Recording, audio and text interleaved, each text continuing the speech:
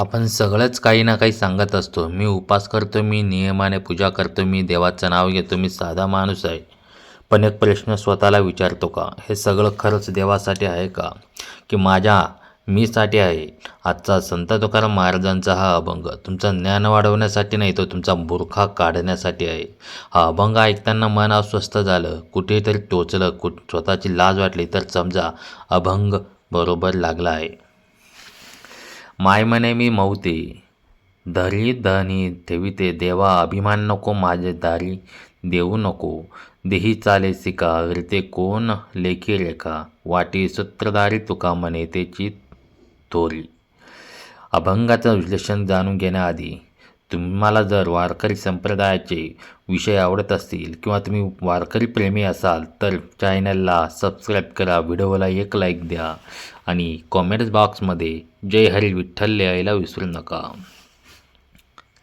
यात अभंगाचं प्रस्तावना म्हणजे स्वरूप जाणून घ्या. तुकाराम महाराजांचा अभंग देवाकडे तक्रार करणारा नाही, देवाकडे मागणी करणारा नाही, तो देवापुढे स्वतःला उघड करणारा आहे.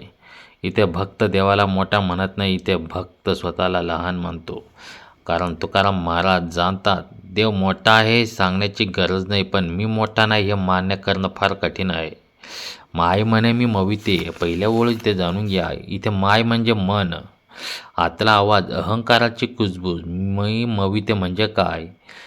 मी फार धार्मिक आहे, मी इतरांपेक्षा चांगला आहे, मी वेगळा आहे, मी निवडलेला आहे.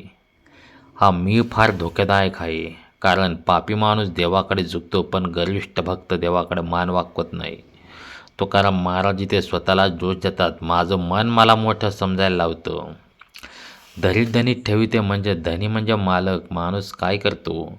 उपास केला स्वतःला धनी समजतो, जप केला स्वतःला धनी समजतो, त्याग केला स्वतःला धनी समजतो, मग म्हणतो मी हे केलं, मी ते केलं. तुकाराम महाराज सांगता जिथे मी केलं आहे तिथे देव नाही. देव करता नाही, देव साक्षी आहे. देवा अभिमान नको ही ओळ म्हणजे या अभंगाचं काळीज. तुकाराम महाराज देवाकडे एकच गोष्ट मागतात, अभिमान नको. ते म्हणत नाहीत सुख दे, ते संपत्ती दे, मोक्ष दे. ते म्हणतात माझ्यातून मी काढ. कारण पाप सुधारता येतं, चूक मान्य करता येते, पण अहंकार कधीच स्वतःला दोषी मानत नाही. माझ्या दारी देऊ सको. इथे दार म्हणजे घराचं नाही तर मनाचं दार. तुकाराम महाराज म्हणतात देवा माझ्या मनाच्या दारात अभिमान ठेवू नको. कारण जिथे अहंकार असतो तिथे देव उभा राहत नाही. तिथे थांबत नाही, तो रागवत नाही, तो शांतपणे निघून जातो. देही चाली सिका म्हणजे बाह्यचिन्ह, टिळा, माळ, उपवास, वस्त्र, भाषा.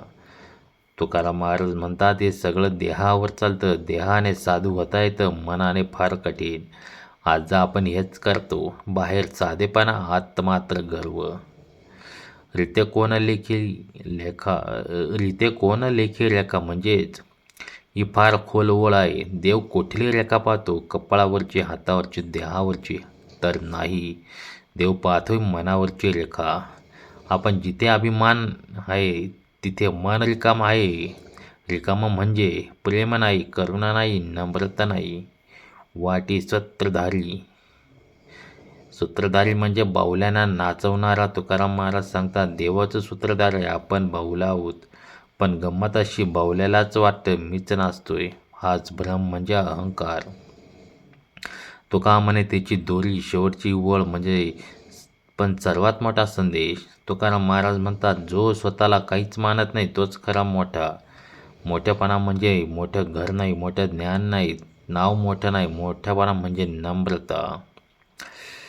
आज भक्ती कुठे आहे? रील्समध्ये, पोस्टमध्ये, स्टेटसमध्ये. पण मनात स्पर्धा, तुलना, अहंकार. आज तुकाराम महाराज असते तर कदाचित म्हणाले असते देवा पोस्ट नको, लाईक्स नको, फॉलोवर्स नको, फक्त माझा मी घेऊन जा. आता याचे दोन जिवंत उदाहरण बघूया. एक माणूस उपवास करतो पण उपवास करून इतरांना कमी लागतो. तुकाराम महाराज सांगतात उपवास पोटाचा नाही तो मनाचा असायला हवा. एक जण म्हणतो मी फार साधा आहे, पण हे वाक्य गर्वच आहे. खरं साधेपण कधी सांगावं लागत नाही. हा अभंग सांगतो, भक्ती म्हणजे देवाकडे जाणं नाही, भक्ती म्हणजे मीपासून दूर जाणं. जिथे मी संपतो तिथे देव सुरू होतो. हा अभंग ऐकून जर तुम्हाला असं वाटलं की कुठेतरी माझ्यात अहंकार आहे, कुठेतरी मी स्वतःला फसवत आहे, तर समजा तुकाराम महाराज तुमच्याशी बोलले. हा अभंग मनाला भिडला असेल तर व्हिडिओ लाईक करा, चॅनल सबस्क्राईब करा आणि कमेंट्समध्ये एकच ओळ लिहा, देवा अभिमान नको. रामकृष्ण हरी.